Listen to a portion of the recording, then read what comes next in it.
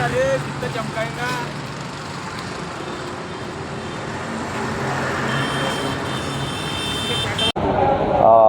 जेरे अहद नाम दारुल उलूम गौशिया इंतजामिया संस्था ही कामगार नगरमध्ये एक संस्था आहे।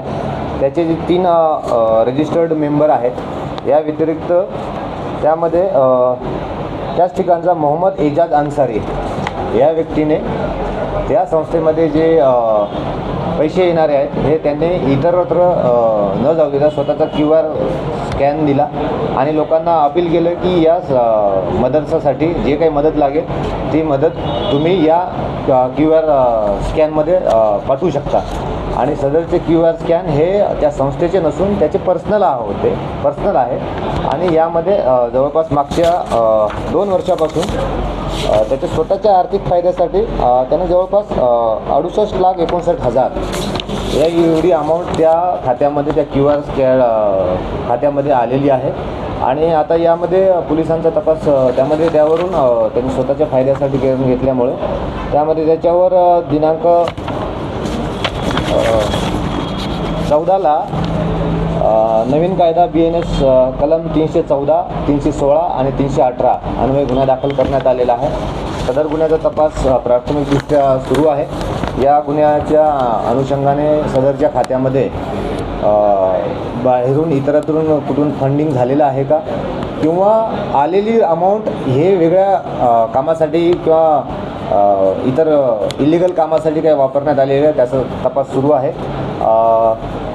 तसेच सदरचा जो आरोपी आहे याची अजून इलिगल ॲक्टिव्हिटीजमध्ये किंवा देशविघातक कृत्यामध्ये काही रोल आहे का हे पुढील तपासामध्ये आपलं निष्पन्न होणार आहे।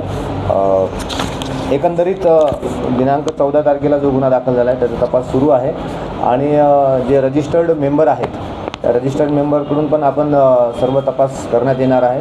तसेच जे बँकेचे स्टेटमेंट आहे त्या बँकेचे स्टेटमेंटवरून बऱ्याच गोष्टींचा उलगडा होऊ शकतो। एकंदरीत आतापर्यंत जेवढा तपास झालेला आहे त्याबाबत आपल्याला माहिती दिलेली आहे। म्हणजे ATS न सांगितलं टेरर अँगल किंवा टेरर फंडिंग असा काही प्रकार यातून प्राथमिकदृष्ट्या दिसतोय का? सुरुवातीला तर अजून काही दिसत नाही। एक बँकेच्या स्टेटमेंटवरून आणि इतर तपासावरून आपल्याला काही अधिक माहिती मिळाली तर मी आपल्याला पुरवेन। सर, हा QR कोड नेमका कुठे लावला होता आणि कशा पद्धतीने? त्यांनी कामगार नगरमध्ये जिथे मदरसाचं काम चालू आहे तिथे त्यांनी ओपन स्पेसमध्ये लावलेला होता की जर आपल्याला काही यामध्ये देणगी द्यायची असेल तर या QR कोडमध्ये आपण आर्थिकदृष्ट्या मदत करू शकता आणि त्यामध्ये काही लोकांनी मदत केलेली आहे हे आपल्याला दिसत आहे। अधिक माहिती जर बँकेचे स्टेटमेंट आले आणि कोणी यामध्ये फंडिंग केलेलं आहे आणि कशासाठी केलेलं आहे याबाबत अधिक माहिती झाल्यावर मी आपल्याला ती माहिती पुरवेन। हा QR कोड जिथे ठेवला होता तिथे काही इमारतीचे शॉर्ट्सची इमारत बनवायचा म्हणून फंडिंग ते करा असं काही पोस्टर वगैरे लावून काय नेमकं होतं? हा पोस्टर तिथं लावलं होतं की यामध्ये एक महिलांची मदरसा सुरू होणार आहे आणि यासाठी आपण फंडिंग करू शकता, गिट्टी बद्री जे काही बांधकामासाठी लागते असं त्यांचं म्हणणं होतं। पण अधिक यामध्ये काही असेल तर मी आपल्याला कळवेन। सर, हा नेमका पैसा मदरसाला जात होता की तो व्यक्तिगत अकाउंटला जात होता किंवा कोणत्या नावाने जात होता?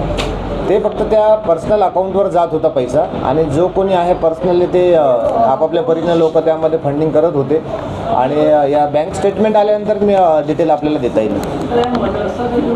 मदतीसाठी हा पैसे घेऊन त्यांच्या संस्थेमध्ये ट्रस्टमध्ये बॉडीमध्ये हा एकटाच होता का इतर कोणी लोक होते का? म्हणजे सध्या आरोपी आरोपी 100% वाढू शकतात यामध्ये कारण जे रजिस्टर्ड फिर्यादनुसार जे रजिस्टर्ड 3 मेंबर आहेत या व्यतिरिक्त सदरचा जो आरोपी आहे एजाज अन्सारी हे 4थे आहेत आणि त्यांची आता स्टेटमेंट झाल्यानंतर किंवा त्यांचं म्हणणं काय आहे हे आज आम्ही तपासामध्ये ते पुढं निष्पन्न करू।